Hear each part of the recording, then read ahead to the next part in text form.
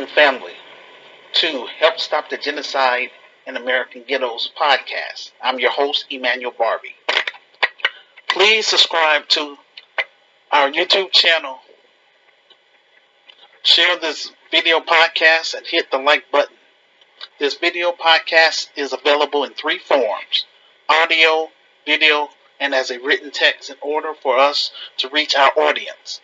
I cite all of my sources on my Medium transcript under Show and Prove. I encourage my listeners to click on the link to my current Medium transcript so that you can read my sources in real time and respond when we open up the discussion for Q&A. We are seeking contributors from people on my Facebook friends list and people in my social groups to be on our panel when we hold our virtual conferences on Zoom or on Facebook Live. The purpose: to educate Black people / African people and others who are serious about solving Black issues in America, solving African issues on the continent and throughout the diaspora, as well as to raise funds for our film project, Hood Liberator Made in Chicago, The War Against Willie Lynch Begins. I use this platform to interact with everyone on my friends list and everyone in my social group by giving Black business owners free airtime to promote their products and services. I give people in the faith community an opportunity to share the gospel of Jesus Christ, and ordinary law-abiding citizens an opportunity to share their special talents and skills to my listeners from around the globe. After the show, I offer my guest speakers an incentive by teaching them how to create their own podcast and YouTube channel to help them earn extra revenue during COVID-19. I also assist people on my friends list with creating basic websites, finding college scholarships and grants, housing, and legal services, all for free. I created GRCAM, the Grassroots Community Activist Movement, on November 11th of 1991 on a site called Gopher in order to connect with other like-minded Black people, African people, and others who are serious about solving Black issues in America, solving African issues on the continent, solving issues in the Caribbean, and solving issues in Brazil. I believe this new technology called the internet would help connect us together so that we can do great things on a domestic front and on a international front. So far, we have raised $1,000. Our goal is to raise $500,000 so that we can be in a better position financially to hire a professional Black production company or an African production company with quality actors. Without support from the Black grassroots and the global African family, I am unable to do my job. I will continue to use my show every week until we are able to raise funds for our film project. I'm calling on all of my Christian group members in Light of the World Inspirational Group and Christian Spoken Word Network to pray that God would connect me with people who have the means to support our film project. Pray that my revised book would get on the bestsellers list. Pray that the Spirit of God will allow our film project to get fully funded and made in Jesus, Yahshua's name. If you got any value from our content, then please consider supporting our film project in three ways. They are as follows. One, through our virtual store. We provide merchandise such as COVID masks, coffee mugs, posters, handbags, and t-shirts. All proceeds will go toward our film project. Two, through our PayPal page. Rekai of Chicago, which is the Grassroots Community Activist Institute of Chicago, is a faith-based community advocacy organization. Our mission is to eradicate urban violence in Chicago through arts, culture, commerce, and spiritual development. Donations can be used as a tax write-off for U.S. citizens because this is a legitimate 501c3 nonprofit organization. 3, you can also support our film project by purchasing my revised book quote, The Solution for Black America, Reclaiming, Rebuilding, and Restoring the Urban Ghettos in America, 2nd edition, which is available on my Amazon author page. I provide each website on my Medium transcript under Show and Prove. You can also find each website on my YouTube channel under About.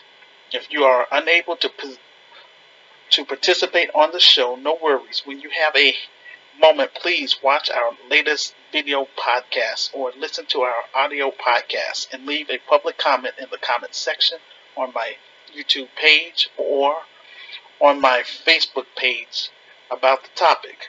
Most of all, please share my information with your friends. This will help get the ball rolling. Instructions on how to participate on the show. First, watch my video podcast. This is called Side A. After I finish my presentation, then I will open up the phone lines through Facebook Messenger. This is called Side B. You can interact with me in real time either by voice call, by clicking on the phone icon, or by video call by clicking on the camera icon. Today, our topic for discussion are as follows. The minority coalition is dead. Prioritizing the buffer classes over Black Americans, and how do we fix the Black community? Our first topic, the minority coalition is dead. I discussed this topic last week. I decided to discuss this important case and should be a wake-up call to Black Americans. Judge Regina Chu sentenced Kim Potter to only 24 months in jail. This is your minority coalition at work.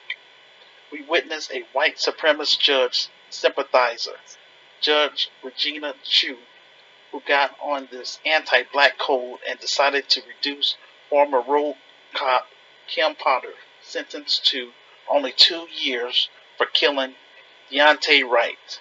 Black people in America have been thrown in jail for much longer over having a small amount of drugs on them. Family, this case is an example of why this minority coalition is dead. This is anti-black warfare. Last year we had all of these off-code black people running around talking about, quote, stop Asian hate, unquote. While these Asian white supremacist sympathizers are getting on code against us. There's a brother who has been sitting in jail for a while without bail, according to the New York Post. Quote, BLM protester charged with trying to intimidate judge in Deontay Wright trial, unquote. We're on our own. We need to take on a unified front and stop looking for these non-existing allies. Kim Potter is sentenced to only 24 months in jail for killing Deontay Wright. The prosecutor were trying to get Kim Potter 7 years in prison. Let's look back at the Latasha Harling's case and the Peter Ying case. I provide both cases on my Medium transcript under Show and Prove if you would like more in depth to read about it. In the case of Peter Yang, the Asian community was protesting not because some injustice happened to Peter Yang, but because they didn't want him to go to prison for killing an unarmed black man. Dr.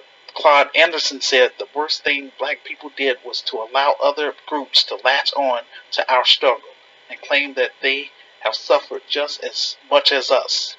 No other racial group in America was enslaved for 250 years, followed by Jim Crow and systematic racism. Immigrants chose to come to America. Our ancestors were forced here against their will.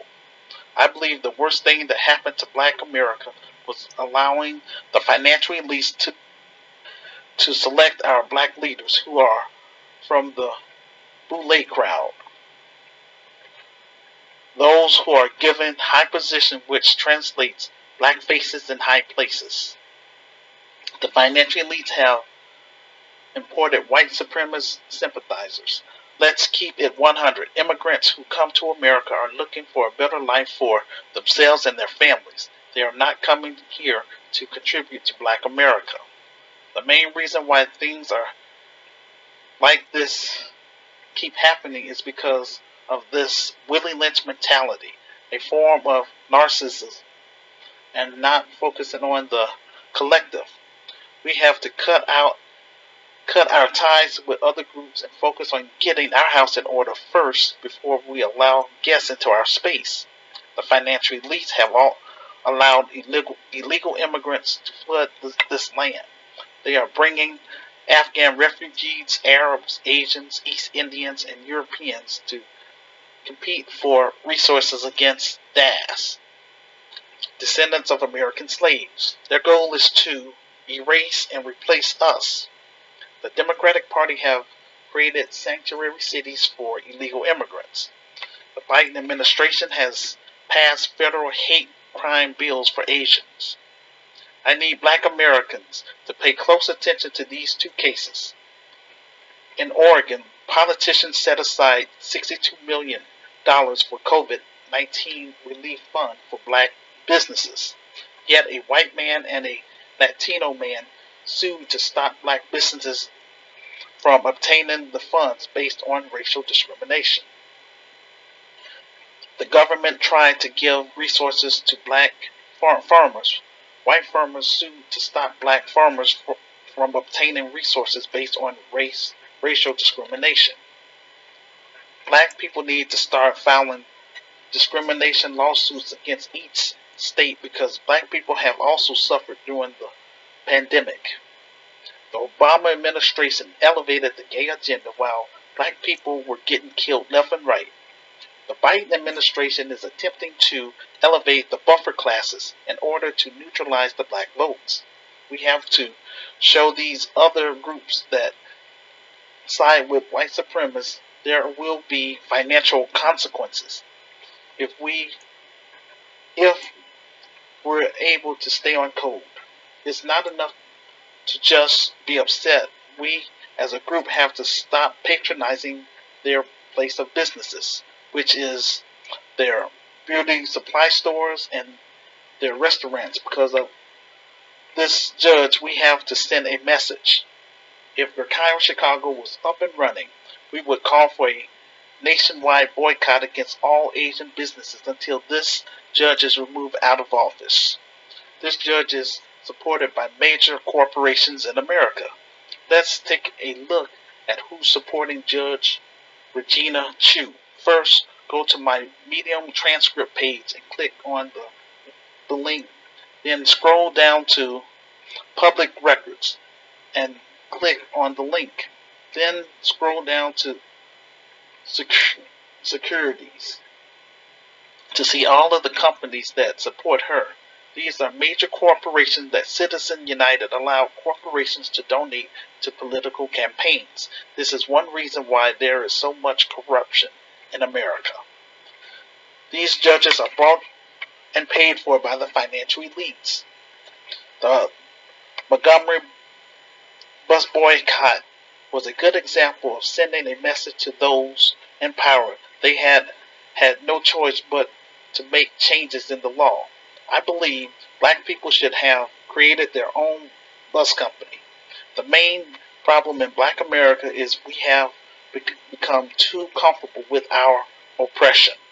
Today we are failing our ancestors by supporting a political party that does not have our best interests. If we as a people don't deal with this Willie Lynch mentality within Black society, then we're finished in America. Leave a public comment on my Facebook page and on my YouTube channel. Most of all, please share this podcast with your friends. This will help get the ball rolling. Our second topic, prioritizing the buffer classes over Black Americans. The financial elites' 5-decade-long campaign to replace Black Americans and place us under the buffer classes of immigrants has come to pass.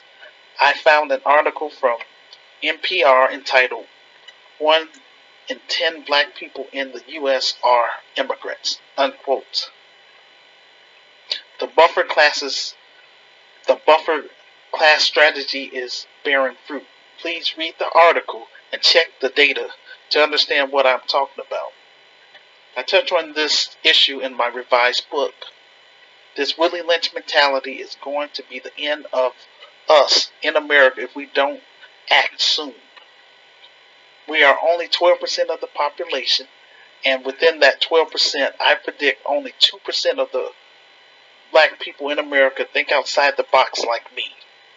It is essential that DAS, descendants of American slaves, raise the bar in black America for our children's sake.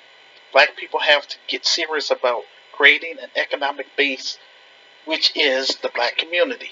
It's not enough to complain about the issues, but rather get on code with other like-minded brothers and sisters around the United States of America.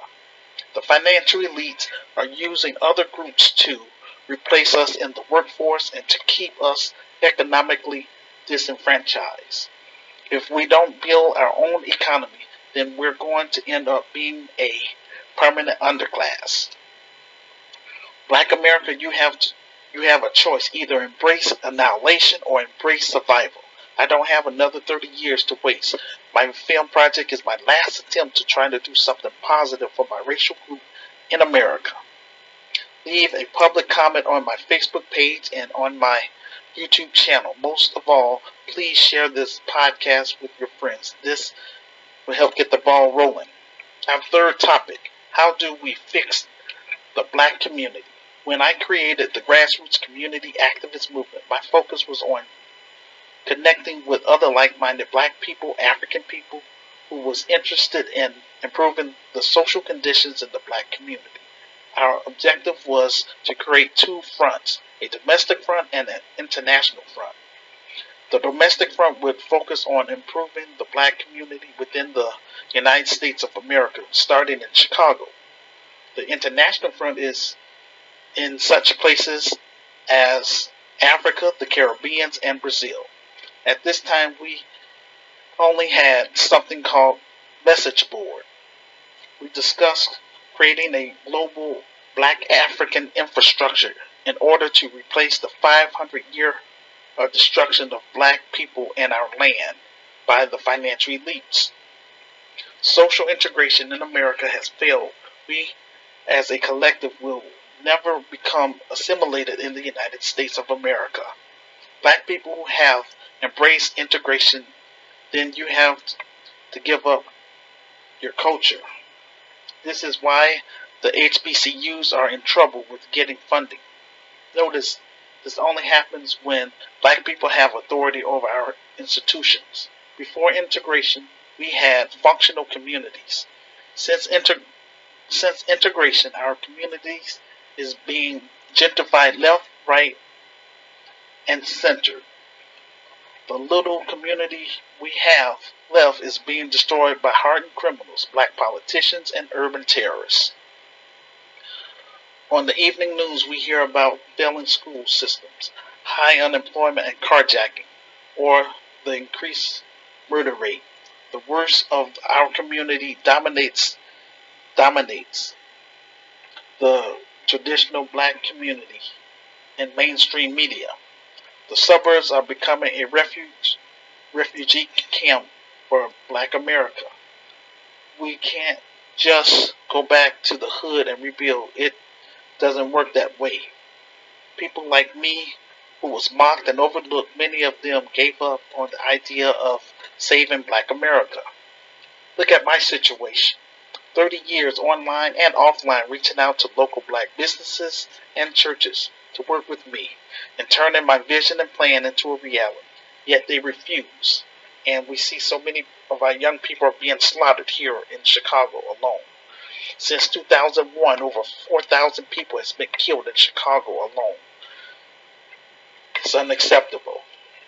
After 15 years of being overlooked and rejected, I wrote and published my experience in my revised book. Yet it is barely selling. Now my focus is on turning my story into a docudrama in order to reach the black masses and generate the capital I need to hire my staff and purchase property in Chicago, Africa, and the Caribbean. Since Black America has rejected my vision and plan for the past 30 years, my organization will be membership based. None of my members will never have to endure such foolishness that I had just for trying to do something positive in the black community. Those who are not part of the Grassroots Community Activist Institute of Chicago, we will only pray for them, show them tough love, and keep it moving. I refuse to allow my members to live in urban war zones. We will do the best we can to improve Black America, but our main purpose is to reconnect the diaspora with continental Africans from my African group called Gurkai of Africa, so that we can do international trade among ourselves. We will raise the bar in Black America, Africa, the Caribbean, and Brazil. There is no real black unity because of this Willie Lynch mentality within black society. California and New York is too expensive for black people to live. In California, black people are 8% of LA's residents, yet they make up 40% of the homeless population. Wake up, Black America. Gary is a failed city, while Detroit is on its deathbed. Black people allowed this to happen because we did not want to preserve what we had. The black baby boomers believed that social integration was supposed to fix the problems in Black America, but they were wrong. I mentioned this in my revised book, How the Financial Elites Divided Us Based on Social Class, Religion, and Political Affiliation. When the black middle class relocated to the white suburbs, it made the black community vulnerable. The financial elites flooded the black community with drugs, guns, and liquor stores. This gave rise to hardened criminals, black gangs, and urban terrorists. The financial elites are the same people who enslaved our ancestors and made all of their wealth. These same people are still in charge of our fate in America. After 1865, when American slavery was somewhat over, they created slavery in the back door called convict leasing. This was a system of forced penal labor that was practiced in the South. They drew volunteer labor from the prison population and has been instituted in the 13th Amendment of the United States Constitution, which abolished slavery and involuntary servitude, except as punishment for a crime. Our ancestors should have had a mass exodus away from America, but they didn't, for various reasons, because they didn't have the resources to leave. So anyway, 400 years we still have no real power as to who can immigrate here or who can start a business in our community. I'm not going to turn my back on my ancestors. They were American slaves. I am a part of them. They didn't have a choice, but they knew one day that people like me were going to come along and vindicate them. I don't have respect for anyone who does not love their African roots or who does not connect with his or her African homeland. We're all catching hell from the financial elites because there is no black African infrastructure on earth until now. This is what I'm trying to start. This is why I'm getting so much resistance. This is why it's taken me 30 years. But the Holy Spirit is the power of the Lord. And when He grant me the green light and bless me with the resources, it's on. But until then, all I can do right now is just keep praying and keep doing these shows until God touched the people's hearts. Because God worked through people. That's just how it is. If it was up to me, this organization would have been up and running. Believe that. This is why our Christian business is so important. We need more skilled training, and we need our youth involved. In our inner cities across the United States, the financial elites targeted the black family first through the so-called war on poverty, then through the war on drugs, which gave rise to the mass incarceration, prison pipeline industrial complex. The financial elites love to see the division and destruction of the black family, but today is a new day. We have to get serious about our culture.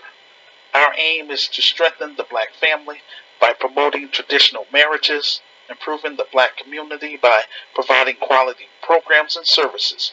Through our black media component, we will create positive images of black people doing great things in the community and throughout the diaspora. Leave a public comment on my Facebook page and on my YouTube channel. Most of all, please share this podcast with your friends. This will help get the ball rolling. Again, thank you for listening to this podcast. If I'm unable to come up with topics, then I won't do the show. But for now, I'm going to make a commitment to try to do the show every week. I encourage all of my listeners, especially people that's on my Facebook friends list and people that's in my social groups, please leave a public comment and share my information with your friends. Again, that's going to help get the ball rolling. The best way to support our film project, like I say, is in 3 ways. You can purchase my revised book, you can purchase items from our virtual store, or you can leave a direct donation through our PayPal page. That's all I'm saying. That's all I'm asking. The goal is to reach 500,000, so that way it will help put me in a better position financially to do business with a production company. I'm going to reach out to the black production companies first. It would be nice if they would be on standby now, but it is what it is. But I'm going to reach out to them, and then I'm going to also reach out to African production companies. But bottom line, we're going to get this. We're going to get through this. This film is not just about myself. It's about group members. Those of you that donated so far that $1,000, thank you. You're building this organization. And if you want to stay behind the scene like Sister Renee, that's cool too. But I want you to know that you're appreciated, and whenever you want to move from behind the scenes, let me know. Because I do want to share that limelight. This organization is going to be run different from other black organizations because I take this personal. I'm raising that bar based on my experience. That was unnecessary for me to have to go through 30 years of being overlooked and rejected for trying to create something positive in the black community. It's silly and it's insane, and it doesn't make sense. But again, I understand this is spiritual warfare at its best. And so that's why the Holy Spirit is using my story to become, I would say, a miracle in the 21st century. That's what we want to push for, doing something productive, constructive to teach our young people to follow our lead, not all that negativity. Dying before 21 is not something to be proud of.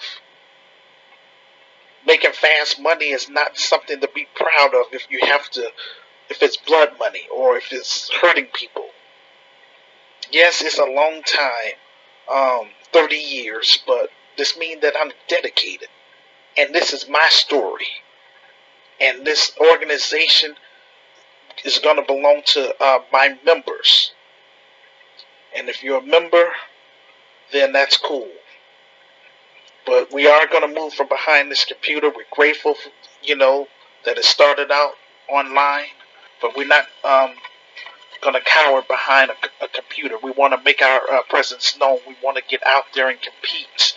But we want to teach our young people and give them an opportunity to be a part of this, because after all, this is for them. this is what they're going to have to build, and I'm going to teach them. And I don't want to spend another 30 years behind a computer. I'm going to do my best. So once we get it popping here in Chicago, I'm going to turn it over. But before I cut and run to Africa, I want to make sure that I can sustain myself in Africa. So that means I want to make sure that this organization is going to be profitable, effective, and successful.